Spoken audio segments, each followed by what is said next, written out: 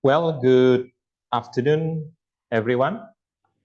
Our topic of discussion today is about good or bad and well or badly, adjectives and adverbs for our sixth meeting in the subject of Bahasa Inggris 1.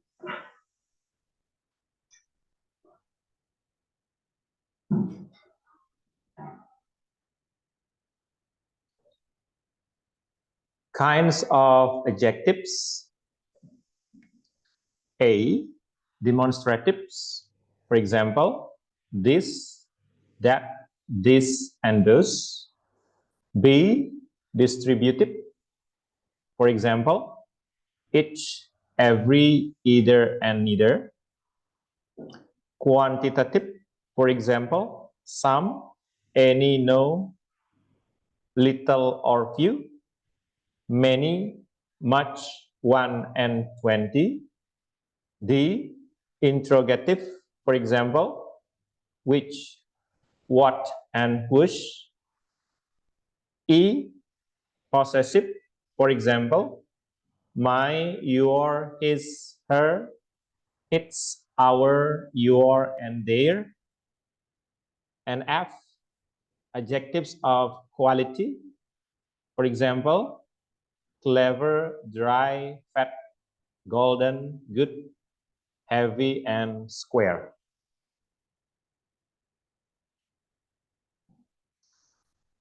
Next, we will talk about the participles used as adjectives. As we may know that both present participles or verb ing and past participles or verb ed can be used as adjectives. Care must be taken not to confuse them. The present participles adjectives, for example, amusing, boring, tiring, etc., are active and mean having this effect. Past participle adjectives, amused, horrified, tired, etc., are passive and mean affected in this way. For example, the play was boring.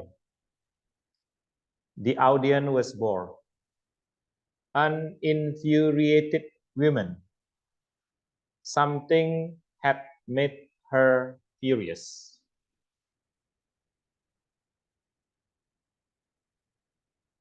Afterwards, we are going to discuss about agreement. Adjectives in English have the same form for singular and plural, masculine and feminine nouns. For example, a good boy, good boys, a good girl, good girls. The only exceptions are the demonstrative adjectives this and that, which change to this and those before the plural nouns. This cat and these cats. That man and those men.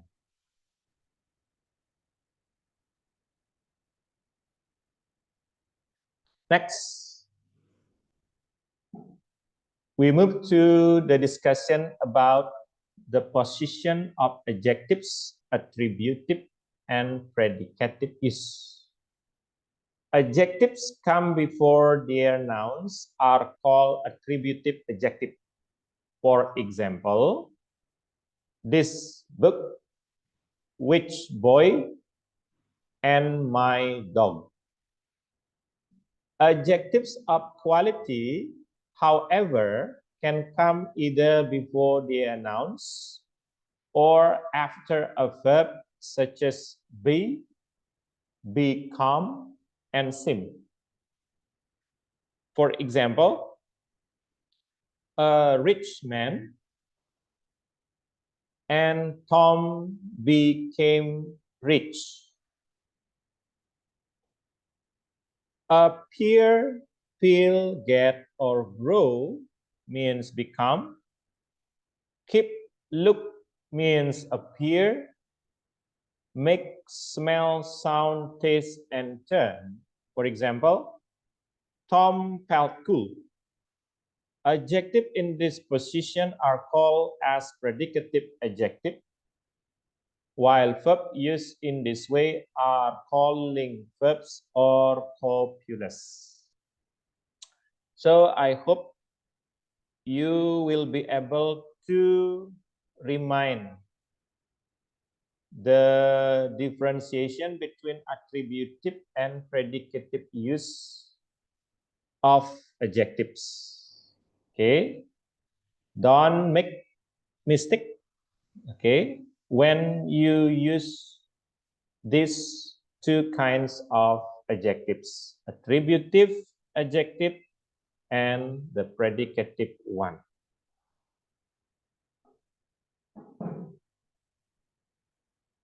Next, we will talk about note on link verbs. A problem with link verbs above is that when they are not used as link verbs, they can be modified by adverbs in the usual way. This confuses the student who often tries to use adverbs instead of adjectives after link verbs.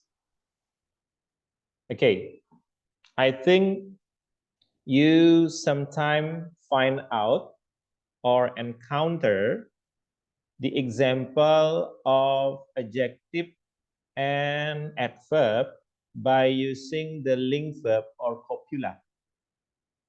These two examples will show you the different uses of them. He looked calm. Okay, he looked calm. Calm here is adjective, means he had a calm expression. While he looked calmly, calmly here is adverb, at the angry crowd. Look here is a deliberate action. Okay, please pay attention. The use of look for the first one and look for the second one. Look for the first one is used as the link verb or copula. Okay, while the second one, look, is used as the deliberate action.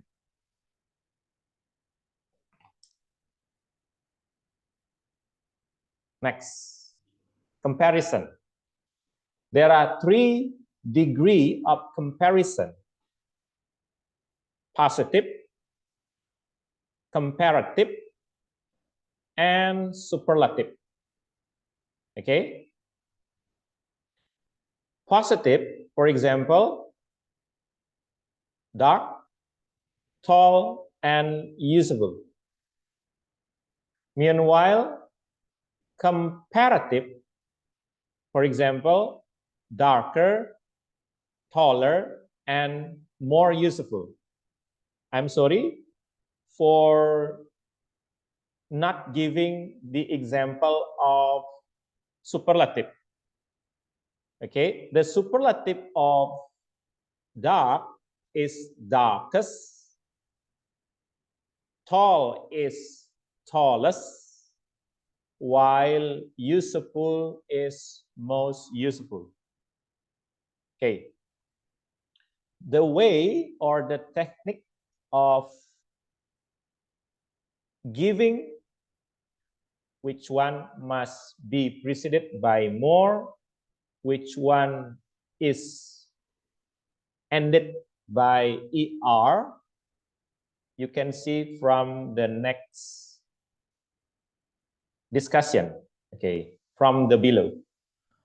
One syllable adjectives form their comparative and superlative by adding er and est to the positive form.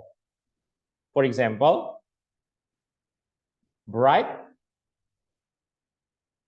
brighter, and brightest. One syllable. Bright, brighter, and brightest. While adjective ending in E and at, R, and ST. For example,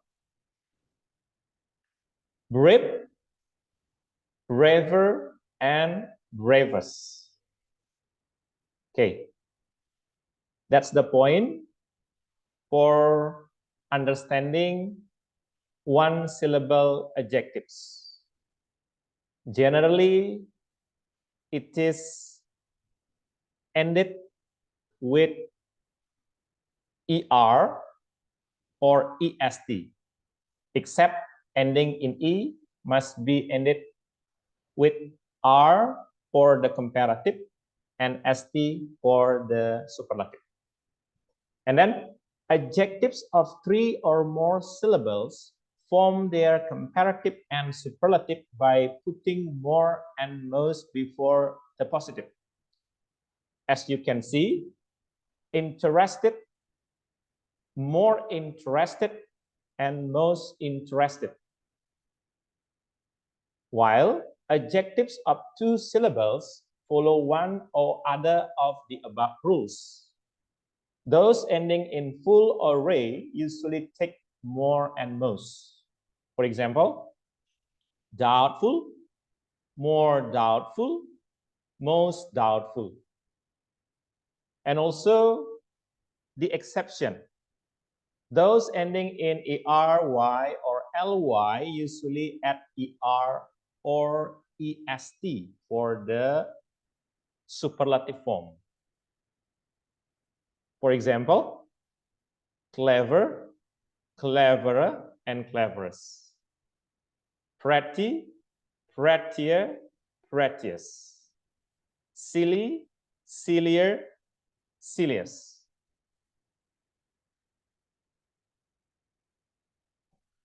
And then the irregular comparison of adjective. Okay, as you can see, bad for the positive, worse for the comparative, and worse for the superlative. Far, farther, and farthest, use of distant only. Okay, while further and furthest, use more widely, not only for distant.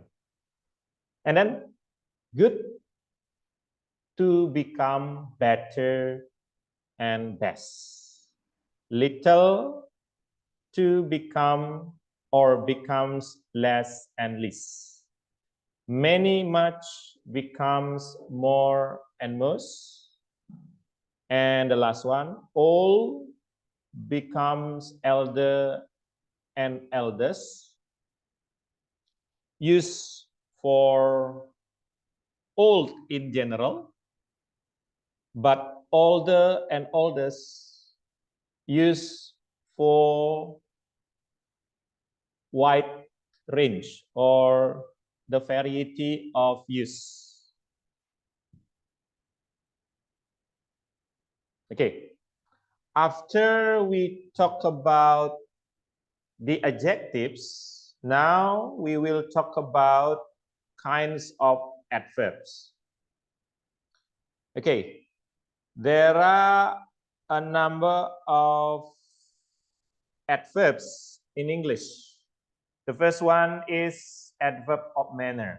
For example, bravely, fast, happily, hard, quickly, and well. The second one is adverbs of place. For example, by, down, near, here, there, and up. The third one is adverb of time. For example, now, soon, still, then, today, and yet. The fourth one is adverb of frequency. For example, always, never, occasionally, often, and twice. The fifth one is adverb of sentence. For example, certainly, definitely, luckily, and surely. The sixth one is adverb of degree. For example, fairly, hardly, rather, quite, to, and very. The seventh one is adverb of interrogative. For example, when, where, and why. And the last one is the adverb of relative, when, where, and why. Next, we will identify the formation of adverb with ly. Many adverbs of manner and some adverbs of degree are formed by adding ly to the corresponding adjectives. For example, final becomes finally, immediate becomes immediately, slow becomes slowly. Some adverbs have a narrower meaning than their corresponding adjectives or differ from them. For example, coolly, hotly, warmly are used mainly of feelings. Okay, from the example, you can infer the meaning of those adverbs, such as we received them coolly, in an unfriendly way. We received them in an unfriendly way. Coolly is used instead of in an unfriendly way, so that you need not to mention in an unfriendly way. You just say, we received them coldly. And then they denied the accusation hotly. Okay? It is used instead of indignantly. They denied the accusation indignantly. And the last one, she welcomed us warmly. Warmly is used instead of in a friendly way. She welcomed us in a friendly way. You just say warmly.